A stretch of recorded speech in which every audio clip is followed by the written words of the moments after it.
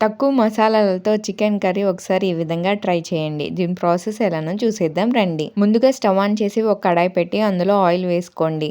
Oil కొంచెం వేడెక్కాక సన్నగా కట్ చేసిన ఆనియన్స్ అలాగే పచ్చిమిర్చి వేసుకొని ఫ్రై చేసుకోండి.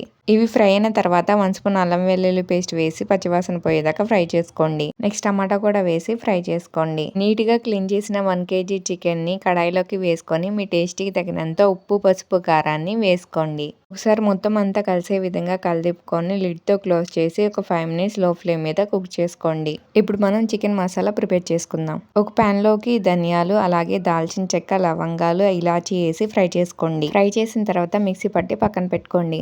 నెక్స్ట్ లిడ్ ఓపెన్ చేసి చికెన్లోకి వాటర్ వచ్చిన తర్వాత 1 గ్లాస్ వాటర్ వేసుకోండి. ఒక 15 మినిట్స్ చికెన్ కుక్ చేసుకున్న తర్వాత లిడ్ ఓపెన్ చేసి మనం ముందుగా మిక్సీ పట్టుకున్న పౌడర్ని చికెన్లోకి వేసుకోండి. ఫైనల్గా ఇందులో సన్నగా తరిగిన కొత్తిమీరను వేయండి. అంతే, ఎంతో టేస్టీగా ఉండే చికెన్ కర్రీ రెడీ. ఈ వీడియో మీకు నచ్చినట్టయితే లైక్, షేర్, సబ్స్క్రైబ్ చేసుకోండి. మరిన్ని వీడియోస్ కోసం మన ఛానల్ని ఫాలో చేయండి.